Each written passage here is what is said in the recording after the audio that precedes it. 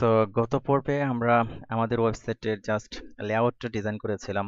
তো এখানে দেখুন যে অনেক বড় দেখাচ্ছে, সেটা কিছুই না, জাস্ট আমরা আমরা এখানে যে সেকশনটা নিয়েছি এটার হাইট বাড়িয়ে দিলে এটা হয়ে যাবে। তো যাই হোক, আমরা ওই রকম ভাবে করতে যাচ্ছি না, আমরা আরো সুন্দরভাবে করতে যাচ্ছি।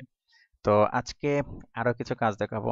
যেমন দেখুন এখানে আমরা যে আমাদের কন্টেন্ট গুলো দিয়েছি, সেই কন্টেন্ট গুলো কিভাবে সুন্দর করব।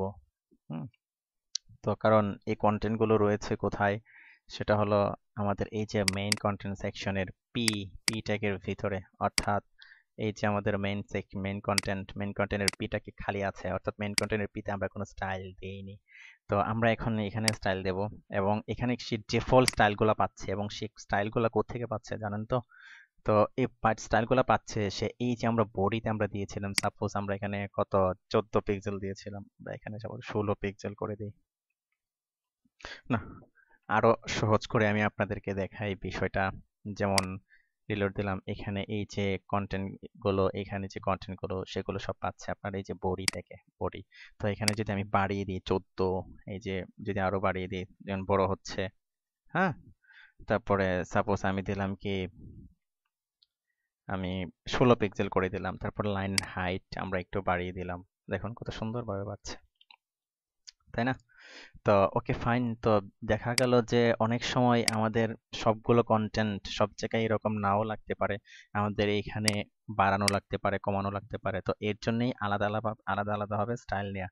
যেমন দেখা গেল যে এখানে একটা সাইজ দরকার হলো, ডিফল্ট একটা সাইজ থাকলো সব জায়গায়, আর এক জায়গায় দেখা গেল তার ছোট বড় করা লাগতে পারে। তো এর জন্য যে কাজটি করতে হয়, মানে অর্থাৎ আমরা যেটা করেছি সেটা হলো যে এই যে মেইন কন্টেন্টের ভিতরে পি, অর্থাৎ এই যে আমরা মেইন কন্টেন্টের পি আমরা কি একটা ক্লাস ডিফাইন করে রেখেছি। তো এটা নিয়ে আমরা এখন কাজ করব।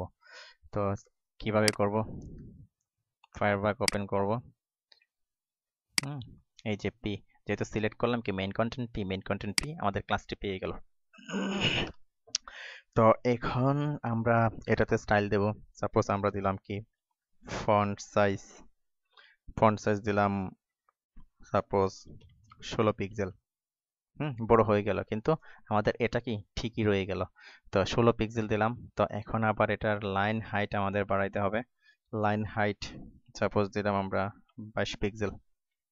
হুম এই যে লাইন হাইট কি দেখেন, একটা লাইন থেকে একটা লাইন কি স্পেস নিচ্ছে, এত বড় নিচ্ছে আমি যখন কিবোর্ড দিয়ে এরো কি দিয়ে কমাচ্ছি এবং বাড়াচ্ছি। আশা করি বুঝতে পেরেছেন। তো আমি এখানে এটা 22 পিক্সেলই রাখলাম। তো এখন দেখুন এখানে একটা প্যারাগ্রাফ আছে, এখানে আরেকটা প্যারাগ্রাফ আছে, অর্থাৎ এই যে একটা প্যারাগ্রাফ, আবার এখানে আবার আরেকটা প্যারাগ্রাফ। প্রত্যেকটা প্যারাগ্রাফ থেকে আমি কি একটা দূরত্ব চাচ্ছি। তো ইচ্ছে করলে এটা আপনি এখানে মেইন কন্টেন্টের ভিতরে দিতে পারেন, অথবা আলাদাভাবেও দিতে পারেন। অর্থাৎ যদি আমি মেইন কন্টেন্টের ভিতরে দেই, এটার জন্য একটা স্পেস করতে চাই, আমরা দেবো সাপোজ মার্জিন বাটন, কত দিলাম, 15 পিক্সেল করে দিলাম। দেখুন প্রত্যেকটা প্যারাগ্রাফ কি নিচে নেমে গেল। এই যে প্যারাগ্রাফ, এই যে একটা প্যারাগ্রাফ, এই যে একটা প্যারাগ্রাফ, অর্থাৎ এই যে একটা, এই যে একটা, এই যে এখানে দেখুন হলুদ করে দেখাচ্ছে যে এটার মার্জিনটা। আবার এটা নিচে গেলাম, এটার মার্জিনটা দেখাচ্ছে, এটার মার্জিনটা দেখাচ্ছে, অর্থাৎ মার্জিন বাটন কি হয়ে গেল, 15 পিক্সেল হয়ে গেল। ওকে, তো এখন জাস্ট আমরা কি করব, রাইট বাটন ক্লিক করে রোল ডিক্লারেশন কি 28 নম্বর লাইনে আমরা এটা পেস্ট করে দিব। এই যে পেস্ট করে দিলাম। ওকে, তো এটা তো গেল আমাদের কন্টেন্ট। তো আমরা যদি আপাতত এরকমই থাক, আমরা সামনে এটাকে আরো অপটিমাইজ করে নেব। তো এখন যদি আমরা সাইড বারটাকে আরো সুন্দর করতে চাই, অর্থাৎ সাইড বারে একটা টাইটেল দিতে চাই, তো এটাকে কিভাবে দেব? যেমন ধরুন এখানে আমরা কি নিয়েছিলাম, ফোল্ডার সেকশন সাইড বার নিয়েছিলাম। হ্যাঁ, তো এখানে আমরা আরেকটা সাইড বার নিয়ে নিলাম, যেমন ডিপ নিয়ে নিলাম। ডিপ মানে সাইড বারের ভিতরে ডিপ একটা ক্লাস নিলাম, সাপোজ সেম সাইড বার একটা নিলাম। তো এর মধ্যে আমরা কি সেম সাইড বারের ভিতরে আমরা কি দিলাম, একটা ট্যাগ দিলাম, সাপোজ h2 একটা ট্যাগ দিলাম, h2 একটা ট্যাগ দিলাম, h2 h2। তো এখানে দিলাম সাপোজ সাইড বার 1 হেডার। তারপরে আমরা p ট্যাগের ভিতরে আমরা, না সরি এখানে না, আমরা ও না, সরি, আমরা ভুল করছি, কি আমরা ফোল্ডার সেকশনে কোড করছি। এটা হবে অ্যাকচুয়ালি এইখানে, এই যে সাইড বার যেটা, এই সাইড বারের ভিতরে। হুম, ওকে ফাইন, আমরা ভিতরে নিয়ে নিই। তো এটা দিলাম। তো এখানে আমরা একটা পি টেকটা আমরা কি করব, এই যে পি এর ভিতর যেটা আছে এটা আমরা কি দেব, এই যে এটা ঠিক নিচে দিয়ে দেব। হুম, আশা করি বুঝতে পেরেছেন। এটা ফোটার, ভুল করেছিলাম। Okay fine, no problem. তো এখন যে আমরা এই যে সাইড বারের ভিতরে যে আমরা সাইড বার নিয়েছি, তো এখানে আবার এই যে ক্লিয়ার, অর্থাৎ যেটা ওভারফ্লো হিডেন, এটা আমরা এখানে দিয়ে দিলাম যাতে আবার এটা উপরে না উঠে যায়, একটার ভিতরে একটা না উঠে যায়। তো এখন এই যে সাইড বার ওয়ান হেডিং, তারপরে P side bar, same side bar নিলাম। তো এটাকে কপি করে আমরা এখানে দিয়ে দেবো কি সাইড বারের নিচে। এখন আর আমাদের সাইড বার পি দরকার নেই। সাইড বার, এই সাইড বারের আবার কি হবে, সাইড বারের কি কি আছে আমরা দেখে আসি। এই সাইড বারের ভিতরে আছে H2 এবং P। এই সেম সাইড বারের ভিতরে H2 এবং P, এই দুটোকে আমরা ধরবো। তো প্রথমে আমরা লিখবো কি H2, তারপরে আমরা লিখবো কি P। ওকে ফাইন, তো রিলোড দিই, এরকম দেখাচ্ছে। Okay fine. তো এখন আমরা যেটি করব, তো এখানে ঠিক এই কালারটা দিয়ে নিই, এই কালারটি ভালো দেখা যাচ্ছে না, এই যে এই কালারটি দিয়ে নিই। এটা কোথায় ছিল, এখানে ছিল। কপি করে কালারটি দিয়ে দিলাম। হুম, এই কালারটি চলে আসলো। এখন এইগুলোকে আমরা স্টাইল করব, যেমন ধরুন এটা H2, এটাকে আমরা স্টাইল করব কি, সাপোজ এটার ব্যাকগ্রাউন্ড কালার দেব আমরা এই যে এটা, পিক্সি দিয়ে কপি করলাম ব্যাকগ্রাউন্ড, হুম, এটা দিয়ে দিলাম ব্যাকগ্রাউন্ড কালার এটা।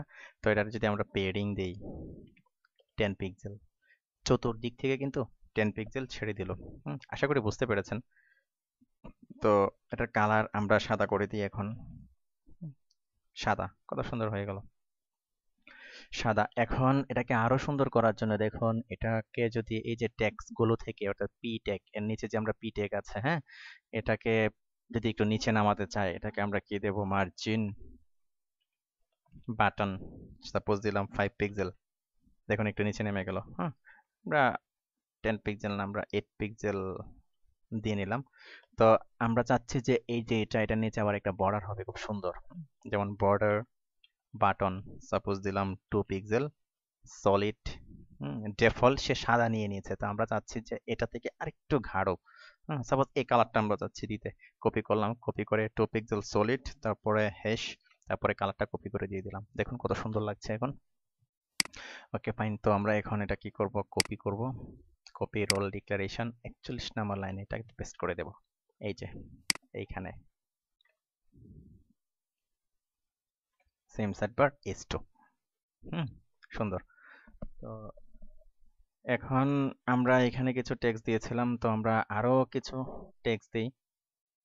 এই যে এটা, আমরা এটাকে কপি করে দিই নিচে, একটা পি টেক দিলাম এখানে নিচে। হুম, একটা পি দিলাম, রিফ্রেশ দিলাম, একটার সাথে একটা লেগে গেছে। তো আমরা এখানে এগুলোকে সাপোজ আমরা মার্জিন বাটন আমরা 5 পিক্সেল করে দিলাম, একটু নিচে নেমে গেল। হ্যাঁ, নিচে নেমে গেল।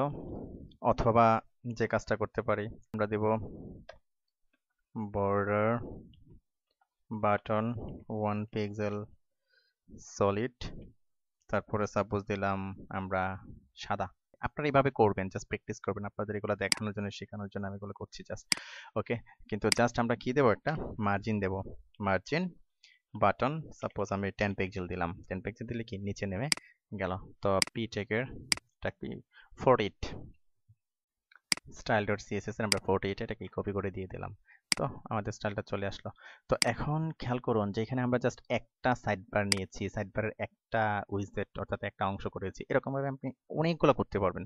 তো এর জন্য শুধু কি করবেন, যে এই যে সেম সাইড বার, হ্যাঁ, একটাই, এই সেম সাইড বার, এই যে এটা, এই সাইড বারের ভিতরে কি সেম সাইড বার, এই সেম সাইড বার এটাকে কপি করবেন, কপি করে এখানে একটা পেস্ট করে দিবেন, একটা পেস্ট করে দিবেন, এটা কি তিনটা হয়ে গেল। এখন যদি আমরা রিলোড দেই, তো দেখবেন যে এখানে তিনটা সেম সাইড বার তৈরি হয়ে গেছে।